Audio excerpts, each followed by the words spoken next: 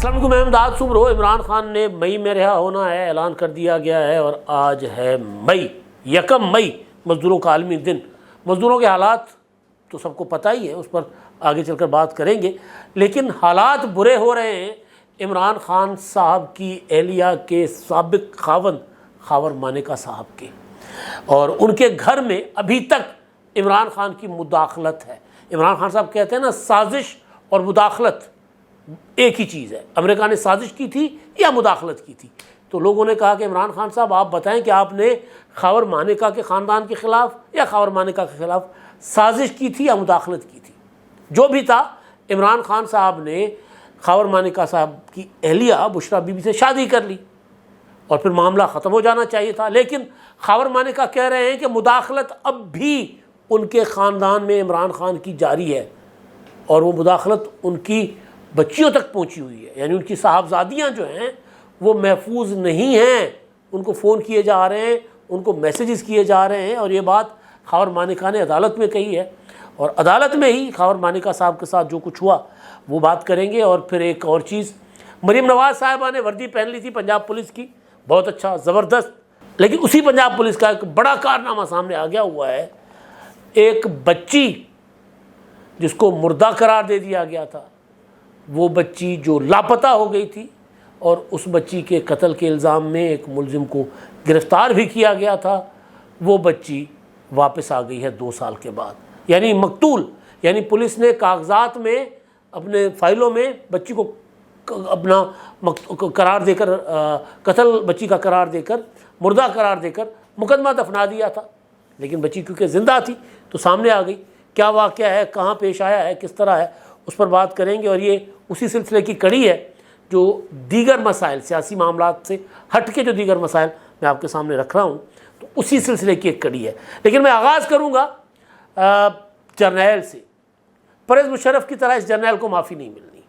چاہے جو مرضی کر لے، دنیا ادھر ٹکرے مار لے، ادھر ٹکرے مار لے، آرمی چیف بچانے کی کوشش کرتے ہوں گے، اگر مجھے نہیں لگتا کرتے ہوں گے، یا ادارہ پیچھے کھڑا ہے کہ نہیں کھڑا، لیکن جس طرح پرویز مشرف کے پیچھے ادارہ کھڑا تھا، وہ بھی نہیں بچ پائے تھے، ان کو بھی سزا ہو گئی، وہ بھی پاکستان واپس نہیں آ پائے تھے، تو یہ والے جرنیل بھی نہیں بچتے ہوئے مجھے نظر آ رہے ہیں، اور میں بار بار کہہ رہا ہوں، کل عدلیہ میں مداخلت کا از خود نوٹس کیس جو تھا، اس میں باقی ساری لمبی چوڑی باتیں ہوئی، کل ہی میں نے اس میں آپ کو ڈیٹیل کے ساتھ جو میری رائے تھی اور جو کچھ عدالت میں ہوا اس پر میں اپنا تجزیہ بھی دے چکا تھا آپ کو، اور حالات جس طرح مجھے جاتے ہوئے نظر آ رہے ہیں وہ بھی میں نے آپ کو بتا دیا۔ لیکن ایک اور چیز جو سب باتوں پر زیادہ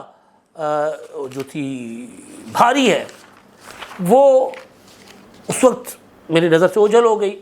یا میڈیا نے اس کو اس طرح رپورٹ کیا نہیں، کیونکہ میں پورا کا پورا مقدمہ لائیو تو نہیں سن سکا تھا، کافی سماعت میں نے لائیو سنی تھی، تو وہ کچھ اس لمحے کی بات ہے جو اس وقت میرے تک نہیں پہنچی تھی، بعد میں بہرحال میں نے دیکھ لیا، تو پھر کل ہی کیونکہ اسی معاملے پر میں نے بات کی تھی تو میں نے آج کے لیے سنبھال کے رکھا تھا، یعنی جو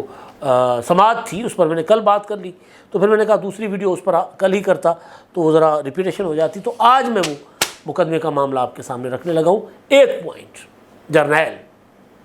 جرنیل کون سا؟ اتھرا جرنیل، مطلب وہ جو کسی کے قابو میں نہیں آتا تھا، ہوتا نا سرکش گھوڑا ہوتا نا، جس طرح کسی کے قابو میں نہیں آتا تھا، نہ عدالت کے قابو میں، نہ حکومت کے قابو میں، اور کہا جا رہا تھا کہ کہیں کہیں وہ اپنے ادارے کے قابو میں بھی نہیں آتا تھا۔ جنرل فیض حمید جب ڈی جی سی تھے،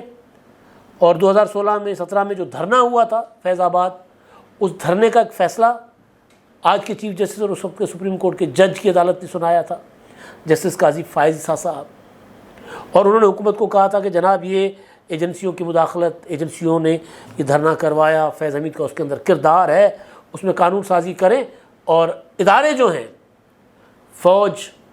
ایئر فورس، یا جتنے بھی ہمارے ادارے ہیں، وہ اپنے اپنے جو ملوث لوگ ہیں ان کے خلاف کارروائی کریں۔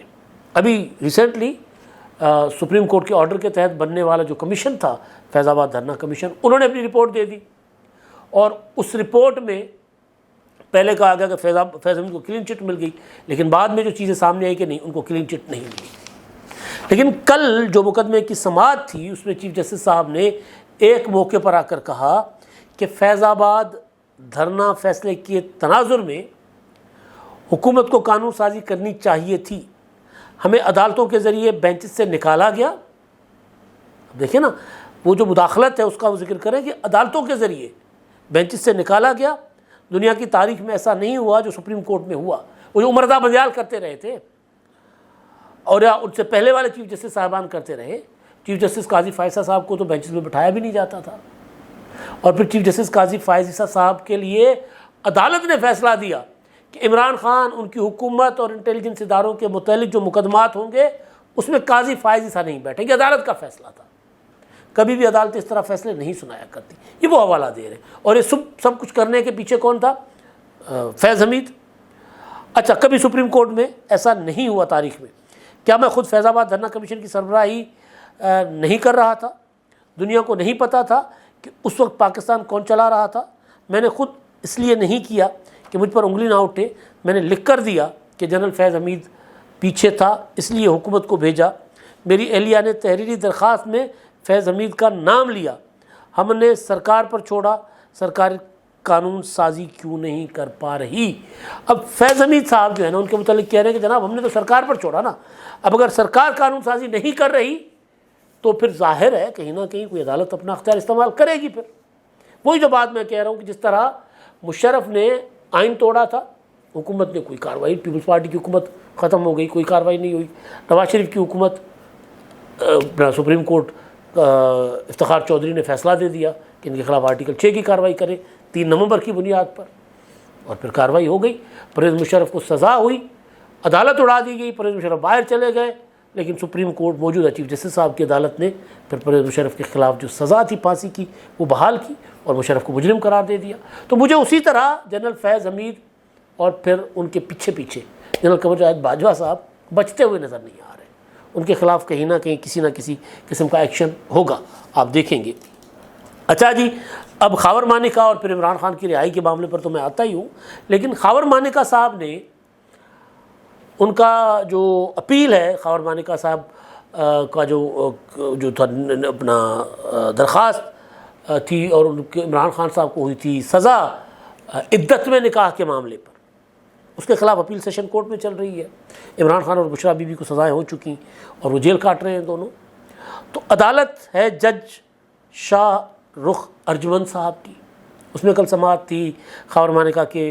مانیکا اور عمران خان کے وکیل سلمان اکرم راجہ صاحب میں تلخ کلامی بھی ہوئی، کافی ساری بات چیت ہوئی، لیکن بہرحال اس میں انہوں نے کہا کہ جی عمران خان سے مل کے آتے ہیں اور ادھر آ کر جو ہے وہ اس طرح کی گند اچھالنے کی، عمران خان تھپکی دیتے ہیں اور اس طرح کا آ کر گند اچھالتے ہیں۔ خاور مانیکا نے کہا، بہرحال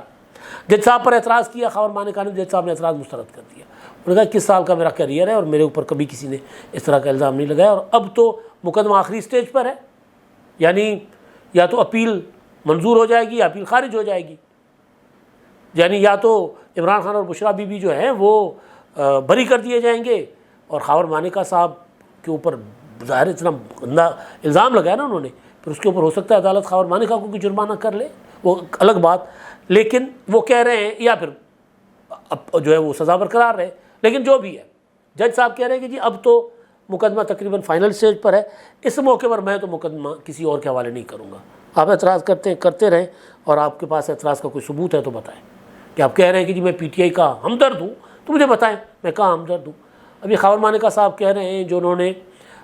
ایک بار نہیں کئی بار کہا تھا کہ عمران خان سے عظیم شخص انہوں نے دنیا میں نہیں دیکھا۔ تو بہرحال اب وہ خاور مانیکا نے وہاں عدالت میں ایک اور الزام لگایا، یا اس کو میں انکشاف کہوں، ایک دعویٰ انہوں نے کیا۔ انہوں نے کہا کہ جی پی ٹی آئی رہنما زلفی بخاری جو ہیں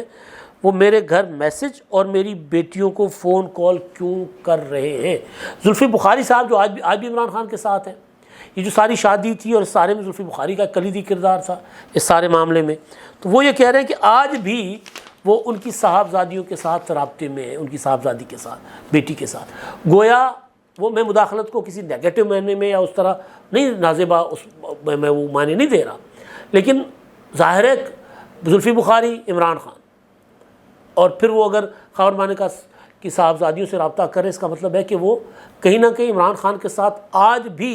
خاور مانیکا کی فیملی جو ہے رابطے میں، جس کی بات میں نہیں کر رہا، خاور مانیکا صاحب خود کر رہے ہیں ان بیٹیوں کے لیے جو کہتے تھے کہ جی میری بیٹیاں تو روتی رہی اپنی ماں سے، ان کو نہیں ملاقات کر سکتی ہوتی تھی۔ بہرحال ایک یہ معاملہ۔ اچھا، دوسرا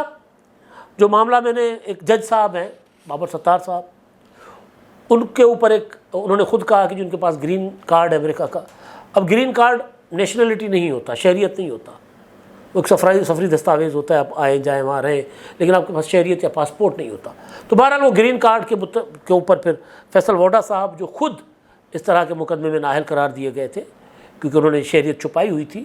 انہوں نے اسلام آباد ہائی کورٹ کی درخواست بھیجی ہے کہ جی بابر ستار صاحب کے متعلق بتایا جائے کہ ان کے پاس دوسرے ملک یعنی امریکہ کی شہریت ہے یا نہیں،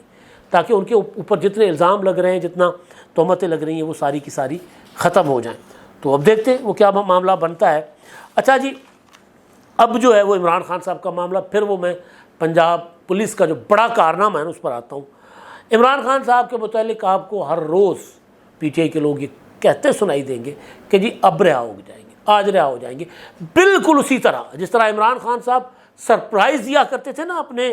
چاہنے والوں کو کہ ابھی میں آپ کو سرپرائز دیتا ہوں، کل سرپرائز دوں گا، پرسوں سرپرائز دوں گا۔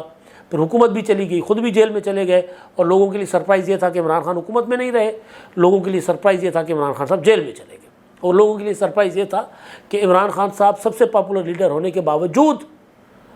اور انتخابات میں سنگل لارجسٹ پارٹی ہونے کے باوجود تیسرے چوتھے نمبر پر چلے گئے۔ تو یہ عمران خان صاحب کے سرپرائز ہے۔ تو بہرحال بیرسٹر گوہر صاحب نے کل عمران خان صاحب کے ساتھ ملاقات کے بعد کہا کہ جی خان صاحب جو ہے نا مئی میں رہا ہو جائیں گے۔ کہتے ہیں جی پہلے ہماری کوشش تھی کہ عید سے پہلے رہا کروا لیں، لیکن اب ہم کہہ رہے ہیں مئی میں، یعنی وہ جو بات کی جا رہی تھی نا کہ بڑی عید یعنی عید الاضحیٰ سے پہلے، عید قربان سے پہلے عمران خان صاحب رہا ہو جائیں گے، تو وہ یہ کہہ رہے ہیں کہ جناب مئی میں ہم ان کو رہا کروا لیں گے، لیکن نہیں، انہوں سے نہیں رہنا بھائی۔ پی ٹی آئی والے ہو، اگر عمران خان کو رہا کروانے کے لیے واقعتاً آپ کوئی سیاسی اور جمہوری تحریک چلانا چاہتے تو جا کر چلائیں، یہ وکیل ان کو رہا نہیں کروا سکتے۔ اور بڑا مطلب ہم بار بار کہہ رہے ہیں کہ وکیل سیاست کر رہے ہیں، وکالت نہیں کر رہے۔ ہر کوئی اپنا اپنا قد بڑھا رہا ہے عمران خان صاحب کے لیے بڑی بڑی بھڑک مار کے نا، لیکن عمران خان کے مقدمات کو کوئی سنجیدہ نہیں لے رہا۔ اور یہ بات عمران خان کی اہلیہ بشرا بی بی کی بہن مریم بٹو نے کی ہے، میں نہیں کہہ رہا۔ اچھا جی، اب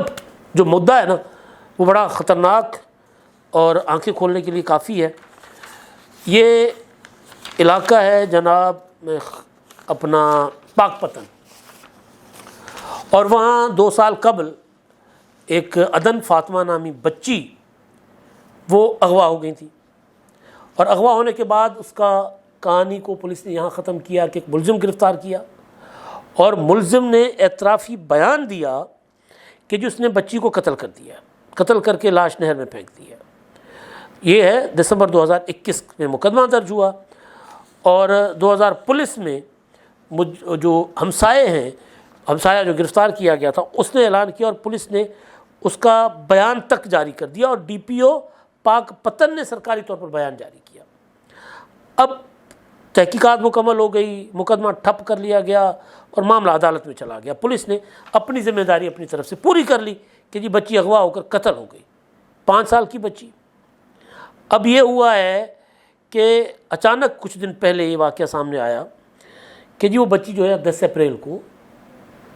کوئی ان کو اپنے گاؤں کی چوک پر، چوراہے پر چھوڑ گیا اندھیرے میں، اور پھر اعلانات ہوتے رہے، تصویریں شیئر ہوتی رہیں، پر فائنلی پتہ چلا کہ جناب یہ وہی بچی ہے جس کے قاتل کو پولیس نے گرفتار کیا، پاک پتن پولیس نے، اور جس کو انہوں نے اعترافی بیان جس کا جاری کیا، وہ بچی تو زندہ نکلی۔ یعنی انویسٹیگیشن کرنے، سائنٹیفک بنیادوں پر آگے بڑھنے کے بجائے کہ بچی مطلب زندہ ہے نہیں، اور پھر ظاہر ہے وہ زیادہ محنت کرنی پڑتی نا، کئی ہفتوں کی کرنی پڑتی، ان کو انویسٹیگیشن نکلنا پڑتا، فٹ ورک کرنا پڑتا۔ اسے بچنے کے لیے کسی کو اٹھایا، لتر پریٹ کی، چھتر چھتر مارے، اور جس طرح وہ کہتے ہیں کہ جی ہاتھی بھی کہتے ہیں ہاں میں بکری ہوں، تو بیچارے نے کہہ دیا کہ جی میں نے قتل کر دیا۔ یہ ہے عالم۔ تو اس دن جو مریم نواز صاحبہ نے وردی پہنی تھی نا، مریم نواز صاحبہ وردی بے شک پہنے، لیکن اصل بات یہ ہے کہ اس طرح وردی پہننے سے کیا ہوگا،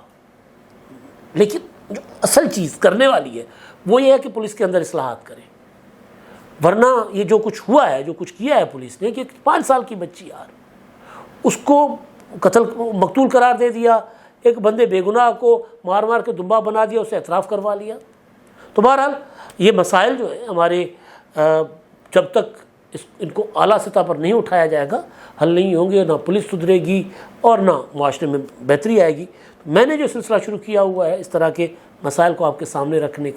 کا، اس میں آپ اپنے مسائل، اپنے علاقوں کے مسائل، پولیس سے متعلق ہوں، پانی سے متعلق ہوں، صحت سے متعلق ہوں، تعلیم سے متعلق ہوں، صفائی ستھرائی سے متعلق ہوں، کسی بھی طرح کے مسائل ہوں، آپ مجھے بتا سکتے ہیں۔ یہ میرا ای میل ایڈریس، یہ میرا ٹویٹر اکاؤنٹ، یہ میرا فیس بک اکاؤنٹ، آپ فیس بک پر ان باکس کر سکتے ہیں، آپ ٹویٹر پر ان باکس کر سکتے ہیں، اور ویڈیو کے اوپر کمنٹ کر کے مجھے بتا سکتے ہیں، اور میں آپ سے کانٹیکٹ کر کے آپ کے مسائل پوچھ کے آپ کے سامنے رکھوں گا، لوگوں کے سامنے رکھوں گا، حکام کے سامنے رکھوں گا۔ اب تک کے لیے اتنا ہی، اللہ حافظ۔